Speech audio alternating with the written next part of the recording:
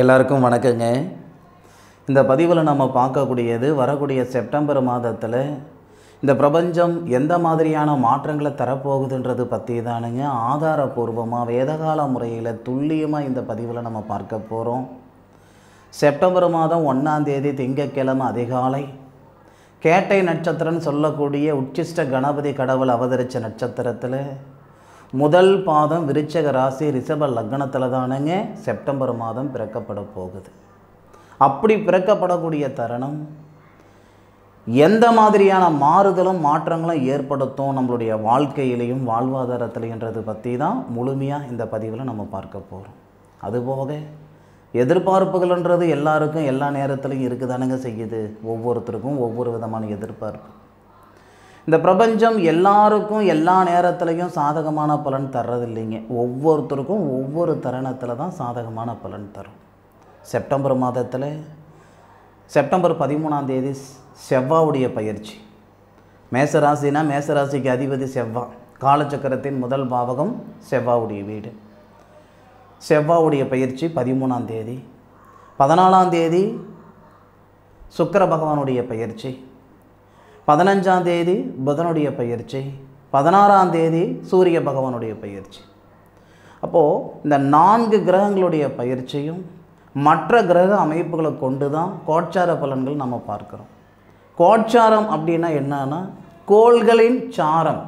ஒரு கிரகம் ஒரு பாவகத்தில் இருக்குது அப்படின்னா அந்த பாவகத்தில் யாருடைய சாரத்தில், சாரம்னா நட்சத்திரம், யாருடைய நட்சத்திரத்தில் இருக்காரு அதுக்கேற்ற மாதிரியான பலன் வரக்கூடியது தான் கோட்சார பலன்கள். அதுக்காக சுய ஜாதகத்தில் இருக்கக்கூடிய அளவுக்கு நம்ம கோட்சார பலன் வந்துடுமான்னு கேட்டிங்கன்னா கண்டிப்பாக கிடையாது. சுய ஜாதகம் அப்படின்றது உசுறு மாதிரின்னு வச்சுக்கோங்க. கோட்சார பலன்ன்றது உடம்பு மாதிரி. அப்போது லக்னத்தை கொண்டு பார்க்கக்கூடிய பலன் அதுதான் நம்ம பிறந்த ஜாதகம், அதாவது நம்மளுடைய சுய ஜாதகத்தை வச்சு பார்க்கக்கூடியது. ராசியை வச்சு பார்க்கக்கூடிய பலன்கள் தானுங்க கோட்சார பலன்கள். செப்டம்பர் மாதம் 1ஆம் தேதியிலிருந்து செப்டம்பர் மாதம் 30ஆம் தேதி வரைக்கும் வரக்கூடிய முழுமையான பலனை தானுங்க இந்த பதிவில் 100% ஆதாரபூர்வமாக இந்த விவரங்கள் இந்த பதிவில் நான் சொல்ல போகிறேனுங்க. நீங்கள் எத்தனையோ யூடியூப் சேனலில் பார்த்துருப்பீங்க. இந்த பதிவு 100% உங்களுக்கு ஒரு மாற்றங்களை கொடுக்கக்கூடிய ஒரு பதிவாக தான் இருக்கும். அதில் மாற்று கருத்து கிடையாது. முழுமையாக பார்த்துட்டு அதன் பிறகு உங்களுடைய கருத்துக்களை கமெண்ட் பாக்ஸில் பதிவு பண்ணுங்க. ஒரு ராசியில் பிறந்தவங்க அல்லது ஒரு நட்சத்திரத்தில் பிறந்தவங்க தோற்றத்தில் ஒரே மாதிரி இருந்தாலும் எண்ணம் சிந்தனை வெவ்வேறு மாதிரி இருக்கும். அப்படி இருக்கிற பட்சத்தில் ஒரு ராசியில் பிறந்தவங்களுக்கு எல்லாருக்கும் ஒரே மாதிரியான பலன்கள் கண்டிப்பாக வராது. ஒவ்வொருத்தருக்கும் ஒவ்வொரு சாதகம் இருக்குது. கோட்சார பலன்கள் 30% 40% எடுத்துக்கோங்க. ஆனாலும் ஒரு தெளிவான ஒரு முடிவு எடுக்கணும் அப்படின்னா தயவு செய்து உங்களுடைய சுய ஜாதகத்தை பாருங்கள். பட்டம் பார்த்து பயிர் செய்யணும், பட்டம் பார்த்து பயிர் செய்யணுன்ற வார்த்தை 3 மாதம் 6 மாதம் வளரக்கூடிய அந்த பயிருக்கு மட்டும் கிடையாதுங்க, நம்மளுடைய வாழ்க்கைக்கும் வாழ்வாதாரத்துக்கும் தான். ஒரு செயல் செய்கிறோன்ற எண்ணம் மட்டும் இருந்தால் போதாதுங்க, அந்த செயல் செய்கிறதுக்கான பிரார்த்தம் நம்ம ஜாதகத்தில் இருக்கான்னு பார்த்து செஞ்சுக்கிடணும். அப்படி செஞ்சோம்னா நமக்கு நட்டம் இல்லை. நம்ம மனசால் பார்க்குற தொழிலெல்லாம் செய்யணுன்ற எண்ணம் வரதான் செய்யும்.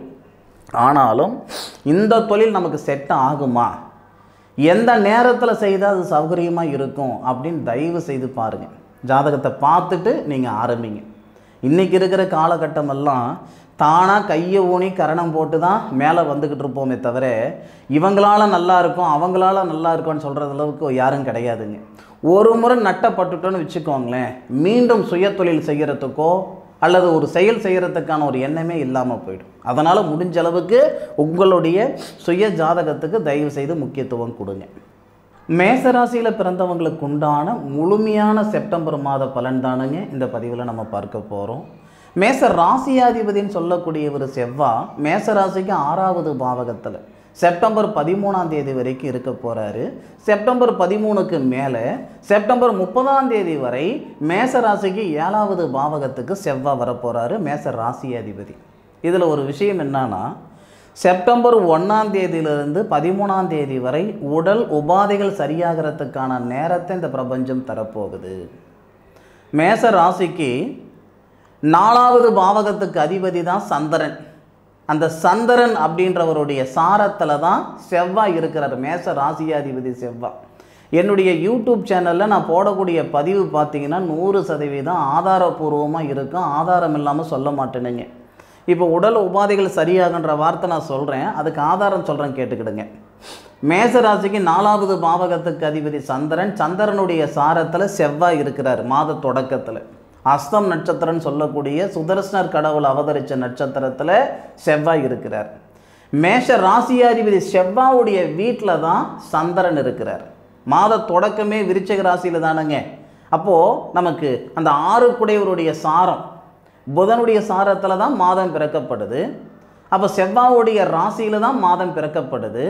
அப்போ புதனுடைய வீட்டில் செவ்வாய் இருக்கார், சந்திரனுடைய நட்சத்திரத்தில். இதில் உங்களுக்கு விவரம் தெரிஞ்சிருக்குன்னு நினைக்கிறேன். அப்போ அந்த ருணரோக சத்துருஸ்தானன்னு சொல்லக்கூடிய 6வது பாவகம் சம்பந்தப்படுவதால் நம்மளுடைய உடல் உபாதைகள் சரியாகும்.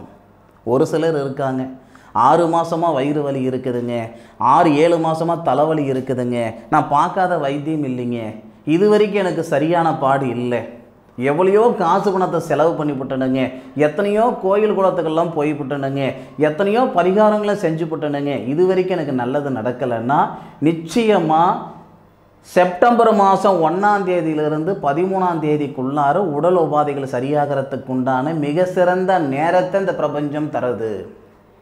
2வது, மன அழுத்தம் நீங்கும்.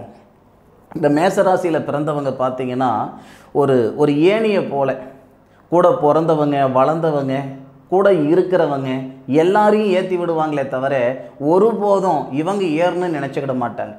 மற்றவங்களை வளர்த்தி விடுவாங்களே தவிர இவங்க வளரணுன்ற எண்ணம் கம்மியாக தான் இருக்கும். ஒரே வார்த்தையில் சொல்லணும்னா சுயநலம் இல்லாதவங்க 100%.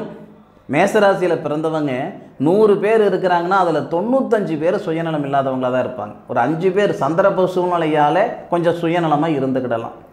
1லிருந்து 13 தேதிக்குள்ளார உடல் உபாதை சரியாகும், மன அழுத்தம் நீங்கும், குடும்பத்துக்குள்ளார நிம்மதி சந்தோஷம் வரும், பிரிஞ்சு போன குடும்பம் சேர்றதுக்கான வாய்ப்புகள் கொடுக்கும். இதில் மாற்று கருத்து இல்லை. அதுபோக வேலை வாய்ப்பில் இருக்கக்கூடிய சங்கடங்கள், நம்ம சரியான முறையில் தான் வேலை செய்வோம், ஆனால் யாரோ பிழைக்கிறதுக்கு நாம் கஷ்டப்படுற மாதிரி இருக்கும். நம்மளுடைய உழைப்பு நமக்கு ஆகலையே, நம்மளுடைய உழைப்பு நமக்கு பயன்படலையே அப்படின்ற ஆதங்கத்தில் இருக்கக்கூடிய மேசராசி நண்பர்களாக நீங்கள் இருந்தால் இந்த 13 தேதிக்குள்ளாரவே உழைப்புக்கு தகுந்த உயர்வு, வாழ்க்கைக்கு ஏற்ற வளர்ச்சி வரும். அதில் மாற்று கருத்து இல்லை. அதுபோக இதில் இன்னொரு ஆச்சரியம் என்ன அப்படின்னா, மேசராசியாதிபதி செவ்வாய் யாருடைய வீட்டுக்கு வராரோ, சுக்கிர பகவானுடைய வீட்டுக்கு வராரு. சுக்கிர பகவான் யாருன்னா மேசராசியில் பிறந்தவங்களுக்கு தனஸ்தானாதிபதி, குடும்பஸ்தானாதிபதி, திருமணஸ்தானாதிபதி. அப்போது இந்த செவ்வாய் யாருன்னு கேட்டிங்கன்னா மேசராசிக்கு அதிபதியாக அவர் தான், ஆட்சியாக அவர் தான். மேசராசிக்கு 13ஆம் தேதி உங்களுடைய ராசிக்கு 7வது பாவகத்துக்கு வரார். இந்த இடத்துலையும் ஒரு அதிசயம் இருக்குது. அப்படி என்ன சார் அதிசயம் அப்படின்னா, சுக்கிர பகவான் தனஸ்தானாதிபதினு சொல்லக்கூடிய சுக்கிர பகவான் உங்களுடைய ராசிக்கு 4வது பாவகத்தில் இருக்கார். 1ஆம் தேதியிலிருந்து 14ஆம் தேதி வரைக்கும் இருப்பாருன்னு வச்சுக்கோங்க. சுபஸ்தானத்தில் சுக்கிரன் இருக்கிறாரு, தொழில் ஸ்தானத்தை பார்க்கிறார். தனஸ்தானாதிபதினு சொல்லக்கூடிய சுக்கிரன் சுபஸ்தானத்தில் இருந்து தொழில் ஸ்தானத்தை பார்க்கிறார். ஒரு புறம் இருக்கட்டும், மேச ராசியாதிபதி செவ்வாய் சுக்கிரனுடைய வீட்டுக்கு வந்து குரு பகவானுடைய பார்வை வாங்கி, தனகாரகன் சொல்லக்கூடியவர் குரு தான் இல்லையா? அப்போ குரு பகவான் 5வது பார்வையாக உங்கள் ராசிக்கு 7வது பாவகத்தை பார்க்கிறாரு. உங்கள் ராசிக்கு 7வது பாவகத்துக்கு வரக்கூடிய செவ்வாய் 4வது பார்வையாக உங்கள் ராசிக்கு 10வது பாவகன் சொல்லக்கூடிய தொழில் ஸ்தானத்தை பார்க்கிறார். அப்போ தனஸ்தானாதிபதி பார்வையும் தொழில் ஸ்தானத்தில் படுது நான் சொன்னேன். சுக்கிரனுடைய பார்வையும் 2வது செவ்வாயுடைய பார்வையும் உங்கள் ராசிக்கு 10வது பாவகன் சொல்லக்கூடிய தொழில் ஸ்தானத்தில். எதுக்காக இந்த விவரத்தை நான் சொல்கிறேன்னா, சுய தொழில் செய்யணுன்ற ஆசை உங்களுக்கு இருக்குது, இல்லை செய்ய முடியலையன்ற ஆதங்கம் உங்களுக்கு இருக்குதுன்னா 13ஆம் தேதிக்கு மேற்கொண்டு சுய தொழில் செய்யணும்னு நினைக்கிறீங்கன்னா தாராளமாக செய்யுங்க. சார் இது சாத்திகமா சார் அப்படின்னா, உங்களுடைய சுய ஜாதகம் எப்படி இருக்குன்றது எனக்கு தெரியலைங்க. ஆனால் கோச்சார கிரக அமைப்புகள் உண்மைக்கே சாதகமாக இருக்குது, மிக சாதகமாக இருக்குது. தொழில் ஸ்தானாதிபதினு சொல்லக்கூடிய செவ்வாய் 12வது பாவகத்தில் இருந்தாலும் வக்ரகதியில் இருக்கார். ஒன்று. தனகாரகன் சொல்லக்கூடிய கிரகம் குரு தன்னுடைய சுயசாரத்தில் புனர்பூச நட்சத்திரம் சொல்லக்கூடிய கிருஷ்ண பகவான் அவதரித்த சாரத்தில் 83 டிகிரியில் இருந்து உங்கள் ராசிக்கு ராசி நாதனையும் பார்க்கிறாரு, உங்கள் ராசிக்கு தொழில் ஸ்தானத்தையும் பார்க்கிறார், உங்கள் ராசிக்கு 9வது பாவகத்தையும் பார்க்கிறார் குரு. இதை விட ஒரு முக்கியமான சமாச்சாரம் என்னன்னா, உங்கள் ராசிக்கு 5வது பாவகத்தில் புதனாதித்ய யோகம் மாத தொடக்கத்திலேயே புதனும் சூரியனும் 5வது பாவகத்தில். இந்த மாதிரி கிரக அமைப்புகள் எல்லாம் நமக்கு சாதகமாக இருக்கிற பட்சத்தில் தொழில் ஸ்தானத்தில் இருக்கிற சங்கடங்கள் சரியாகும். சுய தொழில் செய்கிறதுக்கு இது சிறந்த ஒரு நேர காலங்களாக இருக்கும். அடுத்த லெவலுக்கு பயணிக்கிறதுக்கான நேரம் இதுதானுங்க. சில பேர் இருக்காங்க மேசராசியில் பிறந்தவங்க, எப்படின்னா மிஷின் வாழ்க்கை நான் வாழ்ந்துக்கிட்டு இருக்கிறேனுங்க, நான் சந்தோஷமாக இருக்கிறோனோ இல்லையோ என் கூட இருக்கிறவங்க என்னை சார்ந்தவங்க சங்கடப்படக்கூடாதுன்றதில் நான் கவனமாக இருக்கிறேனுங்க, 4 காசு நான் சம்பாதிக்கிறேன், இல்லை நான் சொல்ல வரல, கஷ்டத்துக்காக நான் ஜாதகம் பார்க்க வரல, நிம்மதியான வாழ்க்கை வாழ்ந்துக்கிட்டு இருக்கிற மாதிரி தான் இருக்குது, ஆனால் 10 காசு மிச்சம் பண்ண முடியலைங்க அப்படின்னா இந்த 13 தேதிக்கு மேலே 30ஆம் தேதிக்குள்ளார இடமாற்றங்கள் செஞ்சுக்கோங்க.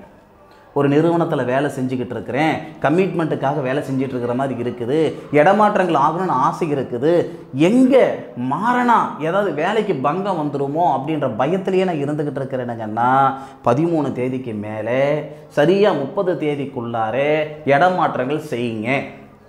நிச்சயமாக அது மிகப்பெரிய ஒரு வளர்ச்சியை உங்களுக்கு ஏற்படுத்தும். அதில் மாற்று கருத்து இல்லை. நான் பேசினா இன்னும் பேசிகிட்டே இருப்பேனுங்க. நிறைய பேர் சொல்கிறீங்க சார் வீடியோ கம்மியாக போடுங்க சார், நேரத்தை குறைச்சிக்கோங்க சார் குறைச்சிக்கோங்கன்னு சார் சொல்கிறீங்க. அதுக்காகவே இதோட முடிச்சுக்கிறேனுங்க. மேசராசியில் பிறந்தவங்களுக்கு செப்டம்பர் மாதம் 100% சாதகமாக இருக்கும். அதில் மாற்று கருத்து கிடையாது. இந்த பதிவு பற்றி உண்டான கருத்துக்களை கமெண்ட் பாக்ஸில் பதிவு பண்ணுங்க. தயவு செய்து இதுதான் பலன் இதுதான் ஜாதகம் அப்படின்னு நினைக்காதீங்க. உங்களுடைய சுய ஜாதகம் பார்க்குறதுக்கு முக்கியத்துவம் கொடுங்க.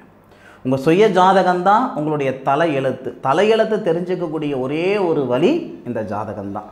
ஜோசிகாரங்களை விடுங்க, ஜோசிகாரங்க 1000 பேர் 1,00,000 பேர் கோடி பேர் தப்பாக இருக்கலாம், ஜோசியம் ஒருபோதும் தப்பாகாதுங்க, நல்லதே நடக்கும். என்னுடைய பதிவு முழுமையாக பார்த்தமைக்கு மனசில் இருந்து மனமார்ந்த நன்றிகளை சொல்லிக்கிறேனுங்க. மீண்டும் அடுத்த ஒரு அற்புதமான தருணத்தில் உங்கள் அனைவரையும் சந்திக்கும் வரை உங்களிடமிருந்து விடைபெறுவது உங்கள் வீட்டு ஜோதிட நண்பனான மா காளிதாஸ் மணிகண்டன். திருச்சிற்றம்பலம். வாழ்க வையகம், வாழ்க வளமுடன்.